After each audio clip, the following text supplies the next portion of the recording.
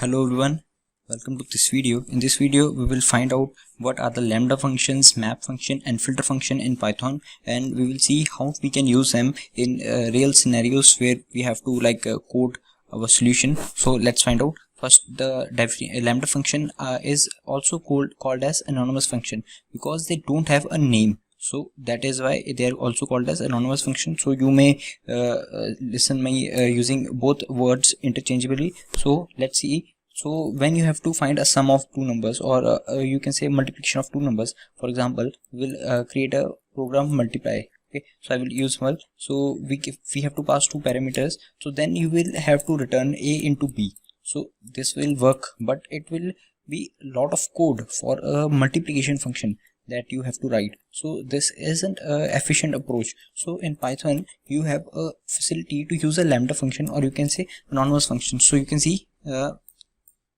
a second. So you can see we got the output. So output is 52. So yeah, it works. This function works, but to make it more efficient and readable, in Python we have a lambda function. So lambda function is nothing but it is the same function written in a different syntax. So first of all we have to use lambda keyword. That is a keyword for defining the anonymous function in Python. So we define a lambda keyword, then we will pass the arguments. You can pass one argument. So let's find out first of all with a simple argument. So I will comment this, just comment this, and now let's see with a simple argument how we can print it. So let's see, we get x value, so we can print it like this. So for using this function, because it has no name, so lambda is a keyword and x is here a argument that we are passing, and we are printing the value of x. So we have to assign this function to some variable, so which we can call. So I will use pr. So I will use pr for short form for print. So we can assign this lambda function to pr is equal to lambda. So you can see I have assigned this lambda function to this variable. Now we can simply print this, or we can simply pass the value, that is x. So this acts as a function name, pr acts as a function name, and we pass value 10. So let's see. So you can see the value 10 got printed. Actually this was our argument that we passed. 10 was here x, so x got printed. So that's how we use lambda function for normal this printing. Now for passing the more arguments, you can see I will assign this, I will uncomment this. So let's see. So I will assign multiply keyword here. Now we will do one thing, we will increase our arguments, that is x and y, then we will simply return, that is simply not return also, we will write x into y. So you can see now we will multiply. So you can see here also we got answer 52. So it was simply a one line function. You can see we use this lambda keyword, then we pass the two variables that are x and y by arguments, and then we multiplied them, x into y. So we don't have to return any value also. And for using this function, because we are not using in a sort function or anything, so we have to define its name. So we assign it to a variable, that is mul or mul, then we just printed the value and pass the arguments to the mul function. So you can see how it works. And now if what are its advantages? This is a common advantage that you can use this for, but its application is when you have list. For example, we have a list called like a, then we have a list of list. You can see we have questions like we have to sort according to time or first or second values. So if I write if I make a list like this, we have values. So I'm just making list of list, you can see.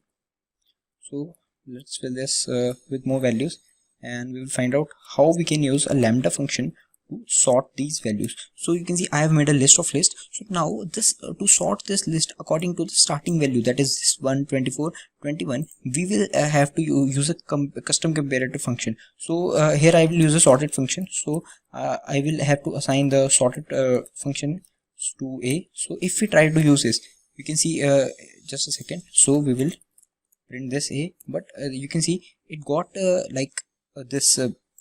it got sorted. But in this function we use a sorting function, but it sorted the values according to the starting value. This is 0th index, 1, 24, 21. It sorted according to that. But if we want to sort these values or a list of list according to the second value, or if we have another variable also, like for example third variable, then we will have, how will we do that? So in the sorted function we have a key, we can pass a key to according to which we need to sort the values. So we will pass a key, then I will use a lambda function here. so it is anonymous, so we won't have to name it here. So I will pass x. X is a particular value. This list we will get, it is a variable. Then we will sort it according to x of 1. So now let's print it out. So you can see it got sorted. So actually it got sorted according to the second value. You can see 1, 2, 5, 19 and 60. So here it was not sorted according to the second value. Here 2 was coming first and then 1 was coming. So you can see we sorted it according to the first value using the first index. So here I passed a keyword as lambda, and we use this x is actually a variable or a value in the array. It is a iterator, so it will keep sorting out according to that. Then we used x is this particular value, then its first index is 2, so it will sort according to the first index of every value. So this is how we can use lambda function in sorting also. So let's see how we can use map function now. So these were the some advantages of lambda function. So now let's see map function. So for example, if you have a function, if you have a array of, like, you can say 1, 2, 3, 4, 5 example. For example, now you have to find the area for this particular function. So let's define area. So we will use this value, that is a, and then we will find out for I in a. Then we will just save it to some value. Actually we are finding area for this every. We are just let's square this, make it simple, and let's. So if we have to find a square of all the values of the array, we have to square all the values of the array. So what we will have to do, we will have to I have used a basic function. So we will use for I, then we will simply assign print I into I. So you can see, so let's print call this function, so square of a. So you can see I use the square function. So it was a different approach actually. Now you can see we had to use a function for finding all the values, all the squares of the values. So how we can reduce the steps that we are have to do here, that we are doing here. So let's find out. So map function is actually a function which maps a particular value to function. So we have a value, for example, we will make a lambda function here, and that is lambda will be xq is equal to lambda of x, and we will pass it x into x. So actually we are using this lambda sq function to find the square of a particular number. So for finding using this function, you will have to do one thing, that is we have to write for I in a, then we will find a of that is we will have to pass all the values, that is I, so then it will get squared. So instead of using this approach, we can use a map function to instead of using a for loop, we can simply call map function. So actually I will print the map function. You can see a map variable. So we will pass the, first of all we will pass the array, then we will pass the square. So that is our function. So let's see. Actually we will have to pass this afterwards. We'll have to pass the function first of all, then the value. So you can see it outputs the map result. So we will have to it is a map iterator, so we will have to convert it to a list. So you can simply write a list over here, and it will just typecast that map to list. So you can see we have found all the squares of these values in the array simply using one loop, one statement. You can see we use simply maps each variable to the function. So for example, if you are given an input, like if we have an input like we have an array of somewhere where we have strings like this. So if we have strings, then we have variables. So for example, so here you can see I have strings and some variables. So example, so these. So how can we convert all the variables to simply to the map? We can simply convert all the variables to string. So how we can do that? We can use simply map statement, then we will write the string. So we can use a redefined type. So we can use a string, then we can pass the array. So it will convert all the elements in this array to string. So let's see. So you can see I will just comment this out. Now you can see it got all the values got typecasted to the string. So this function can be used when you are inputting an array in for example you are doing competitive programming. So you have to input an array. So you can simply write array is equal to list. You have to convert it to a list. So actually in Python we don't have array, we have list. So list, then you can use map and int comma, you can simply write input dot split. So you can see split. So this is how you can input a value in an array. Then you can simply convert all the values in an array to integer type. You can see how this we can use. So if I want to convert all the values into int, I can simply write int here. So you can see we got the int printed over here. So this is how we can map each value to the function without using for loop. So this was the use of the map function. Now let's find what is the use of the filter function. So for example, if we have an array, for example, first of all we will define a lambda function. So we will find if a number is even or odd. So this will be our function, even or odd. So then we will simply assign the lambda and x. So how we can find if a number is odd or not? If number modulus 2 is equal to 0, so it is even. So that's why we can use this concept. So I have made a lambda function even or odd for using this. Now we have an array of numbers. Let it be any let's write any number. So let's find out. So now we have an array. So now how to filter out all the values in this array which are not even?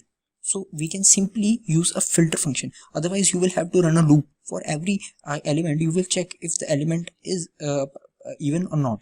So this won't be an efficient approach if you are using Python. So you have many shortcuts. So why not use filter function? So here also, but here we cannot use a map function, because map function does not filter out the values. So it actually puts the value instead of that value, or a typecasted value, each value in the array. So let's see how the filter function works. Filter also creates a filter type object, or it outputs the filter object. So we will have to convert it to list again. So we will write filter. So now we can simply pass the even or odd function. Then we have to pass value also. So even or odd function. Then we have to pass this array. So let's see. So you can see we got all the values printed which are even. So out of this array, 12, 4, 10, 8 are even. So you can see we got our output as even. So this is how the filter function works. So you can see, so for we can take more example, like if we have got values which are null. We have got an array of some values which are null. So like for example, we have these values. Okay, we have 1, 2 and any kind of list. So we have some null values. For example, these are null values. So how we can sort out this null values? We can also write none. So you can see, so how can we filter all the null values out of this array? So for that also we can use a filter function. So we can simply write filter, okay, and none, because none is the value that we have to filter, and we can simply print a. We have to also typecast it to list. You can see. So now I have typecasted it to list. Let's print this out. So you can see all the values which were null got removed. So we got only the values which are present in the array. So here the Python actually by default it thinks of the empty string as a null value, and none is actually none. So 0 will also be as taken as a none value. You can see it is also taken as empty value in Python. So there is also one more. If you write 0j, it is also taken as a none value. It is actually null. You can see these all kinds of value in Python. Actually, I will tell you in Python, none is also null. If you write false, false is also null. And if you write 0j, it is also null, and 0 is actually null. And then if you write empty string, it is also null. So these are the values that are null by default in Python. So actually you can write false also here. It will again actually in Python f is capital for false. So you can see. So this is how the filter function, map function and lambda function works in Python. So this was it, guys. If you like this video, do subscribe this channel and share this video with your friends. If you want me to make more videos on Python, and if you want to make me to make particular videos that you want, so you can do comment down below for the more videos. And I have also made videos on interview questions for preparing for big tech giants. So I'm making the series on these questions, so you can do check this out videos. So I have explained the code with the description or all the things, algorithm and everything. So do check this out. And I have used the LeetCode platform for explaining the running the code. So thank you guys for watching. Thank you for watching.